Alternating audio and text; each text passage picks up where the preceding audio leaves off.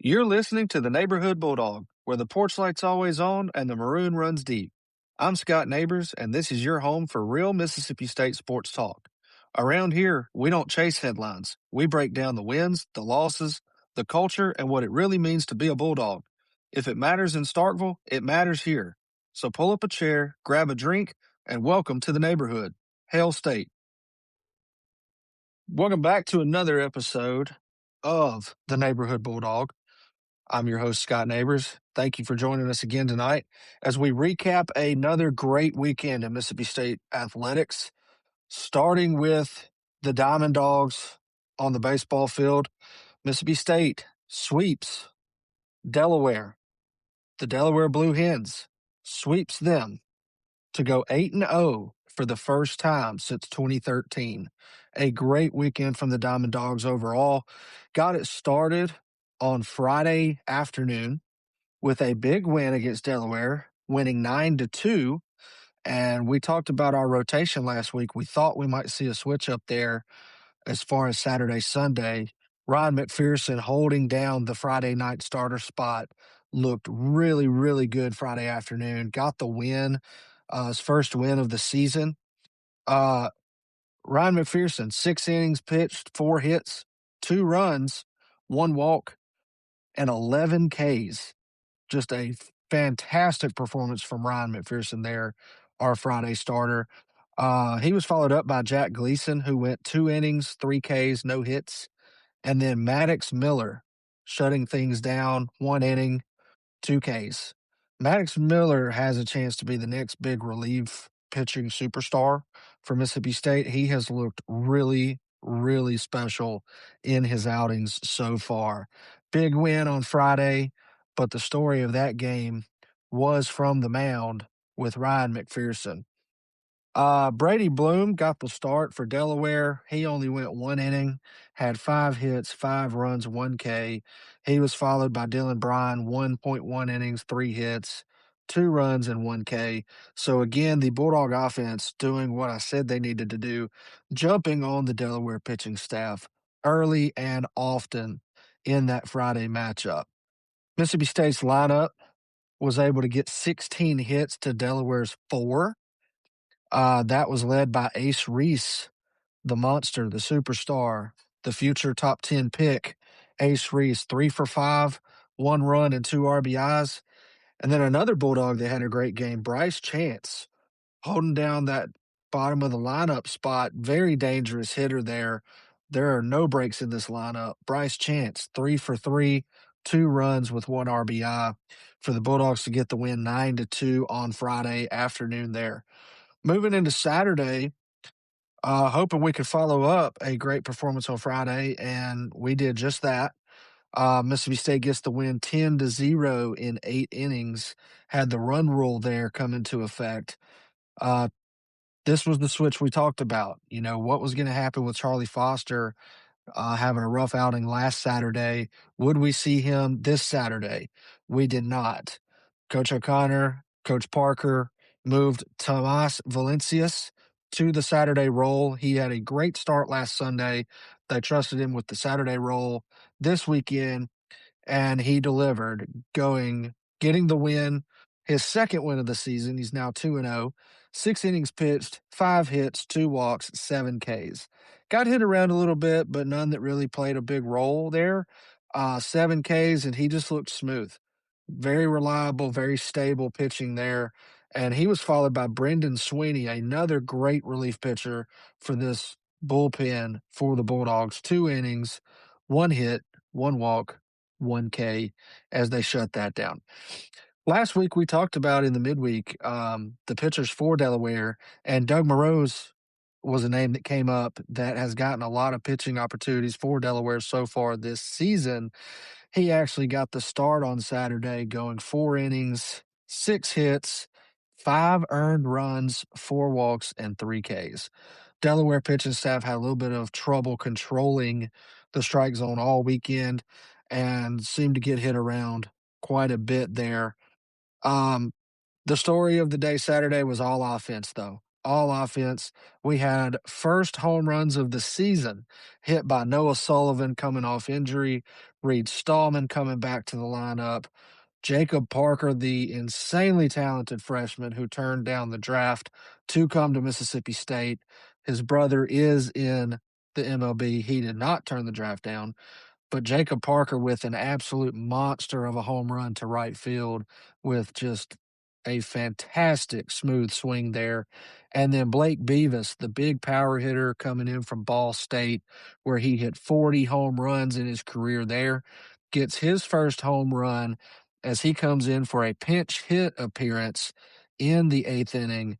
And his home run is what walked it off for the Dogs to earn that run rule with a 2-run home run there to get it to 10-0. Some other notables from the lineup on Saturday: Garrett Fry, 2 for 2. Blake Beavis, 1 for 1 with that home run I mentioned. Ace Reese, 1 for 4. So, again, there's not many holes in this Bulldog lineup. A great Saturday there for the Dogs to get the run rule win. Moving into Sunday, the game was at 11 o'clock, but it got moved to 1 p.m. Big northeastern winter storm up there, canceling tons of flights, affecting travel for many teams across the country, and travelers trying to get home. Um, Delaware was going to have to play and get over to Jackson in time to catch their flight, but flight got canceled, so they no longer had to leave early, pushed the game back to 1 p.m., which I think the fans were thankful for as it got a little bit warmer there. As the Bulldogs were in the stands, I saw tons of coats. I mean, it looked like dead of winter out there today. Wind was howling, absolutely howling today. Just a brutal day to play baseball. But the Bulldogs come away with the 7-3 win to finish off the sweep of Delaware. And here is the story of the day to me. Charlie Foster gets another opportunity in the weekend rotation. He's moved from Saturday to Sunday, and he had another rough outing. 2 innings pitched, 4 hits, 2 runs, 2 walks, 5 Ks. He said, well, the line doesn't seem that bad. It's more about when the walks happened, when the hits occurred. He seemed to be doing okay. Um, and then a slow roller ground ball was hit to the shortstop Ryder Woodson, who tried to make a do or die play coming in after it, and the ball just went right through his glove to the outfield. Delaware scored.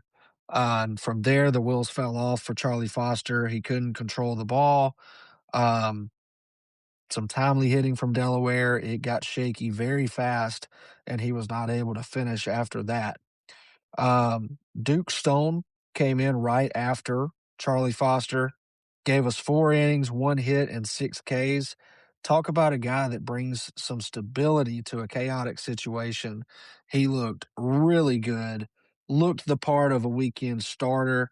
I would not be surprised if we see Duke Stone with that Sunday start next weekend in Arlington as part of that big tournament. You cannot have Charlie Foster pitch against UCLA, number 1 team in the country, who just swept a very good TCU team this weekend.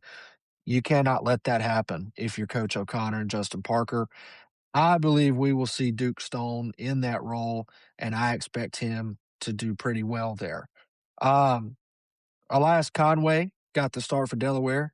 2 innings, 3 hits, 2 runs, 2 walks. This was much more even of a day in terms of offense. Bulldogs had 8 hits to Delaware's 7. Um, Pretty much the best hitter at the plate today for us was Sean James, the catcher, 2 for 4 with 2 runs. Just a brutal day at the park, like I said. Anytime a ball got hit in the air, it did the crazy dances that knuckleballs do. The wind absolutely played a factor for the defense today. The sun being a factor also for Delaware, not used to playing on the field at this angle.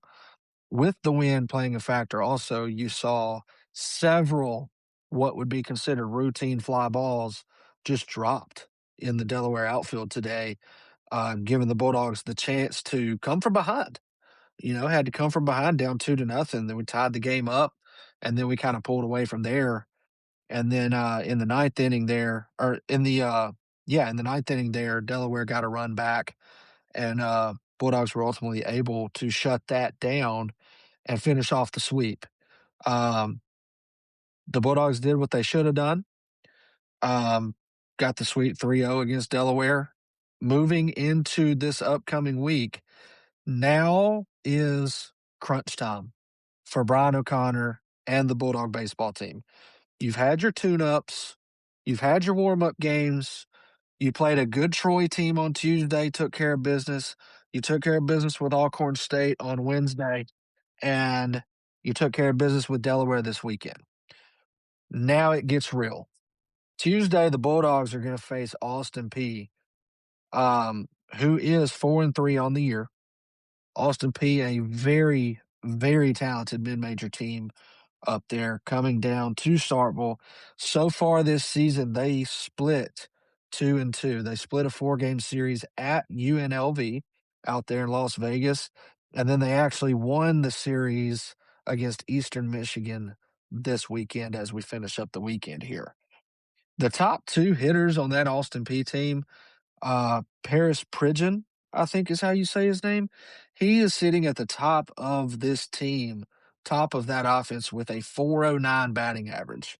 And then follow him up with Andreas Matias hitting 375.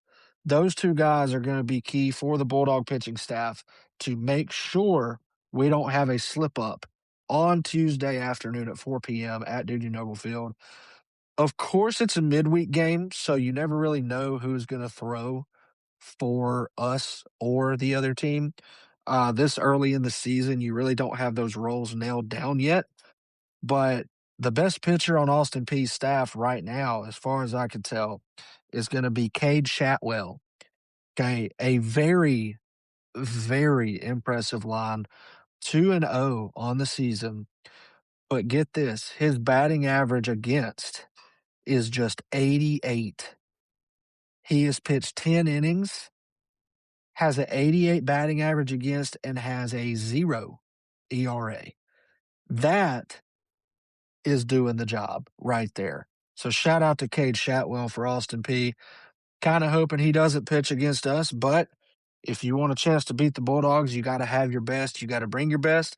He may get the opportunity. Austin Peay may save him for his weekend role. Who knows?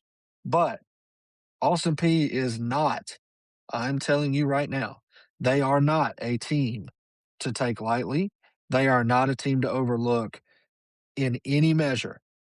If the Bulldogs are looking ahead to a massive weekend tournament with some big-time teams, I will tell you right now, they will lose this game on Tuesday. They have got to be ready, they have got to pay attention, and they have got to get the job done the way they know how. After they face Austin Peay on Tuesday, we're hoping that's a win, of course. Huge, huge challenge on the weekend going out to Arlington, playing in the Emoji Classic. Mississippi State is going to play Arizona State, who's undefeated. Then they're going to play Virginia Tech, who's had a great season so far. And then they're going to play UCLA, the number one team in the country, who just swept TCU this weekend. An absolutely challenging weekend. This is when we find out if the Bulldogs and Brian O'Connor are for real. And I cannot wait to watch these games. I cannot wait to see it. I will say this. There are a few things the Bulldogs must spend this week cleaning up. Starting with, you got to get your rotation down. Charlie Foster cannot be in the weekend rotation moving forward. You need him to be a midweek pitcher. And I would not pitch him next week against Southern Miss in the midweek either. If you do, I think you lose that game. You have got to have his confidence back. You've got to get him confident. You've got to get him throwing the ball. Defenders are going to make errors. It happens in baseball all the time. Pitching is as much about physical talent as it is mental toughness. And when a defender makes an error, you have to continue to pound the strike zone. You have to do what got you there. You cannot start losing control, overthrowing, pulling the ball. to your opposite side, you can't do that. You've got to keep it together. And Charlie Foster has proven for 2 weekends now that he cannot do that when things don't go absolutely perfect. So you cannot trust him, especially against a UCLA team as we go into next weekend on that Sunday.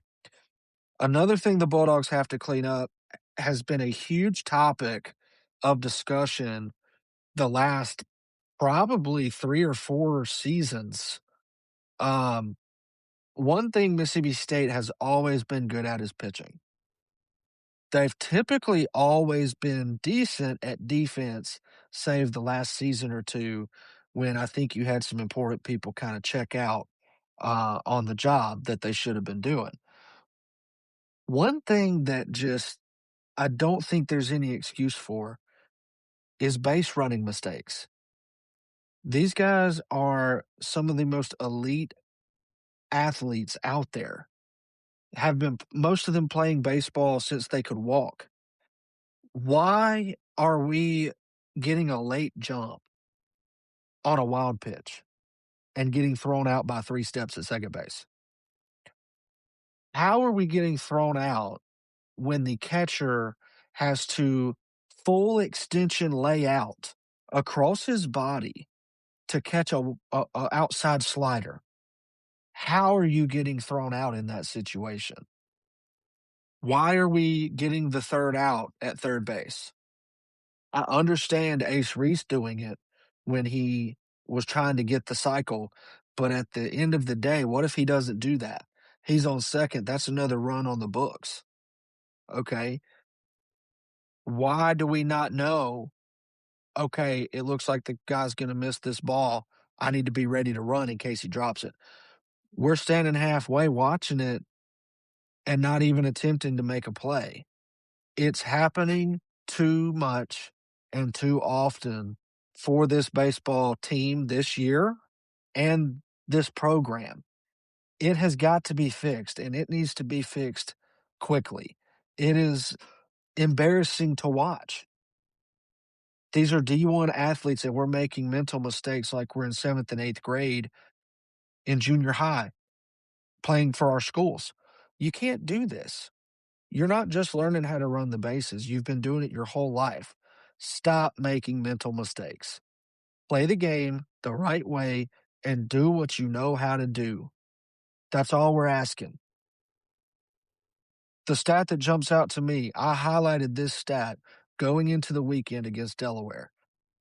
Delaware, okay, was not very good stealing bases on the season, okay?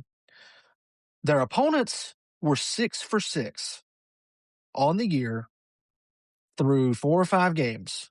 Opponents were 6 for 6. 100% success rate in stealing bases against the Delaware Blue Hens.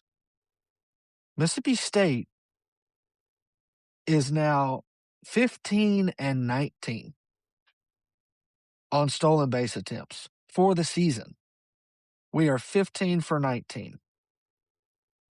You can make an excuse for 2 or 3, sure, but the trend that this program has had the last several years is not good.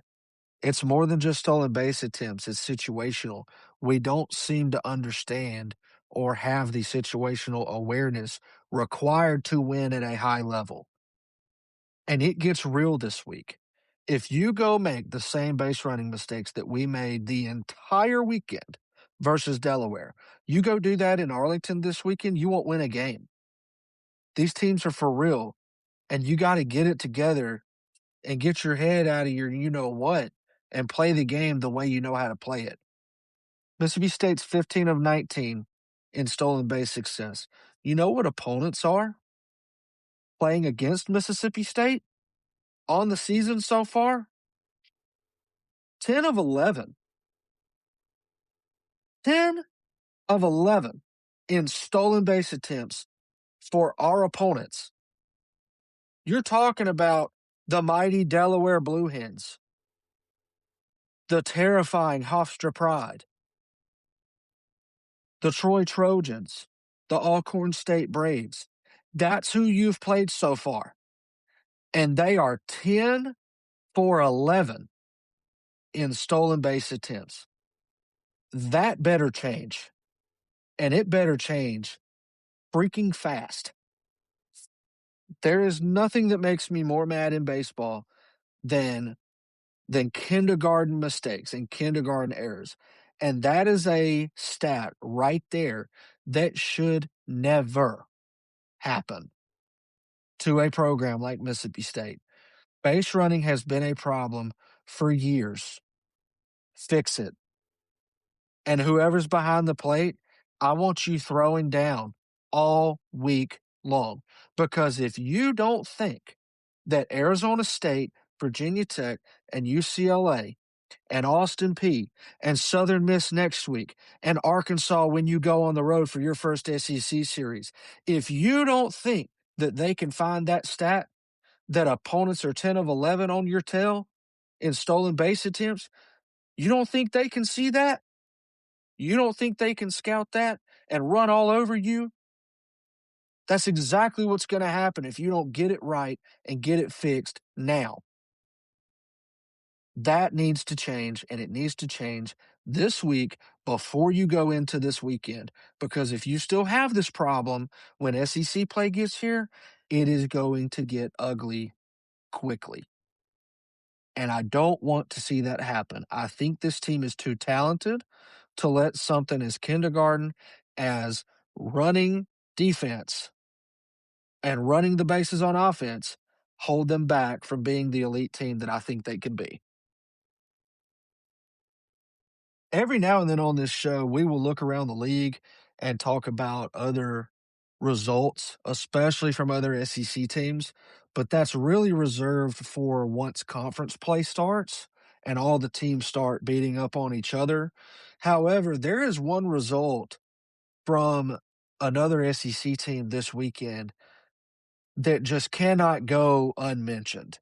And so we're going to have an early look around the league, but we're really going to look at one SEC town, and that is Knoxville, Tennessee.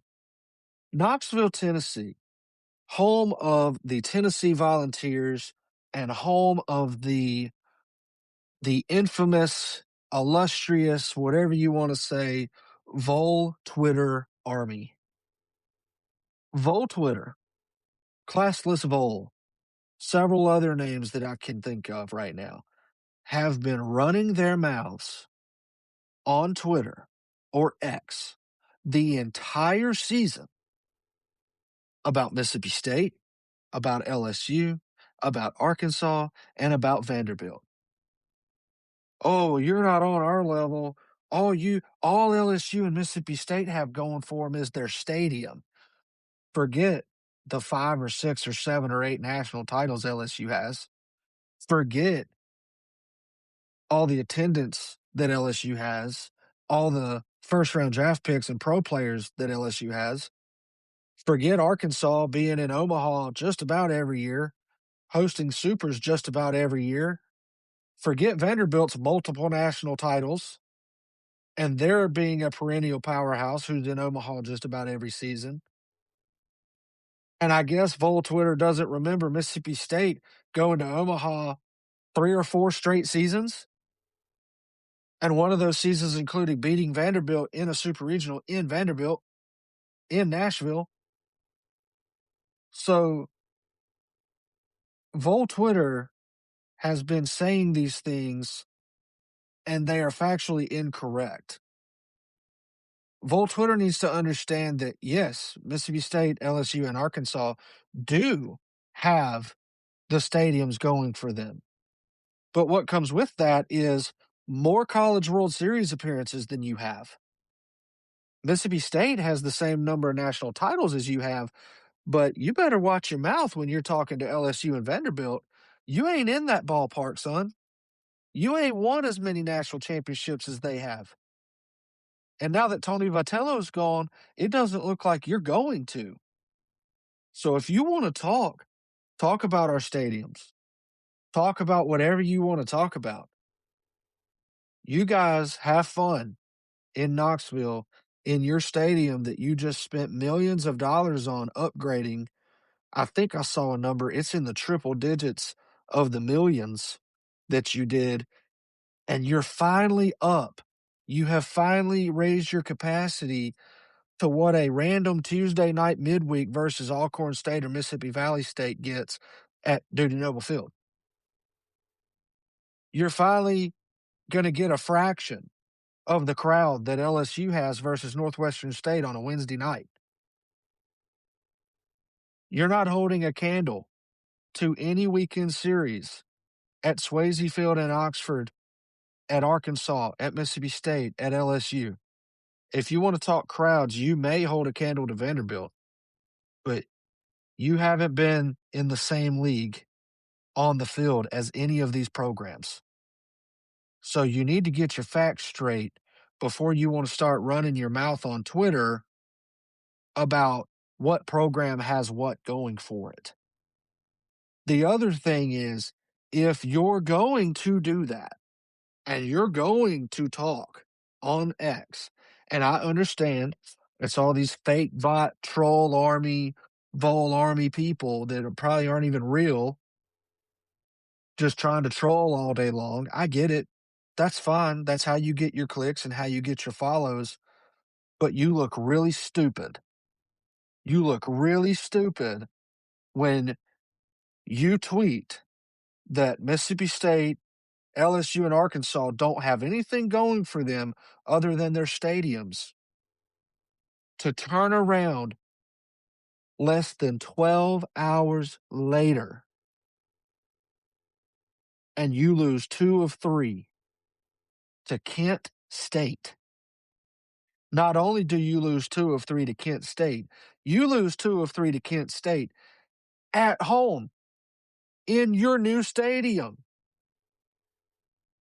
in front of a great crowd that you had. You also tweet, oh, we have a great crowd today. We've got this many thousands of people, and it's 7,000 less than any of the other schools you've mentioned. Give me a break. Act like you didn't just figure out you have a baseball team 6 years ago when Tony Vitello arrived in Knoxville. You guys didn't know you had a baseball team before that happened and before Tony V happened. And right now, it looks like you're going to forget that you have one real fast now that you lose a series at home to Kent State. Check yourself and get your facts straight, Vol Twitter. I don't mind coming at you and educating you about what a good baseball program is and what history and tradition looks like, because LSU has it, Arkansas has it, Ole Miss has it, Vanderbilt has it, Mississippi State has it. You don't. You don't have it. You're not in the same league as those teams and Florida.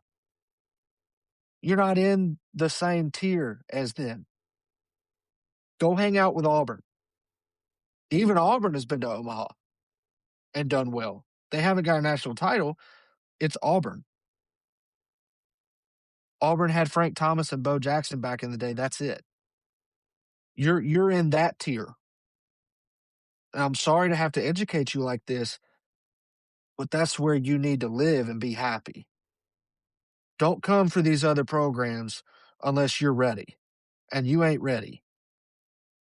I cannot wait to see what your SEC record is, Tennessee, because running your mouth and then having something as glorious happen as losing on your field to Kent State, not once, but twice, that is just too delicious for me to bear. So I cannot wait for SEC play to get started so we can really have a look at your schedule and really find out where you are as a baseball program, because a lot of you are delusional when it comes to your baseball team. Yes, Tony Vitello is one of the best baseball coaches on the planet. Yes, he was really, really good for college baseball. He made you guys feared. People didn't want to play you. You were a national title contender every single season under Tony Vitello. Tony Vitello ain't there no more. He ain't there no more. And you guys need to understand that. So let's get into SEC play and let's see where you really stand and what kind of program you really are before you want to start saying ridiculous things on the internet for clicks and for likes. Now, a huge, huge surprise Friday afternoon. Okay. We've been talking about the softball team for the Bulldogs. Samantha Ricketts out there doing an incredible job with the Bulldog softball team over at News Park. Took their first loss of the season. I think they were 10-0 or 11-0 going into this game. Belmont gets the win over the Bulldog softball team, their first loss of the season on Friday, 1-0. A shocking result. But good teams do what good teams do, and the Bulldog softball team came back to win 6-2 against Samford on Friday.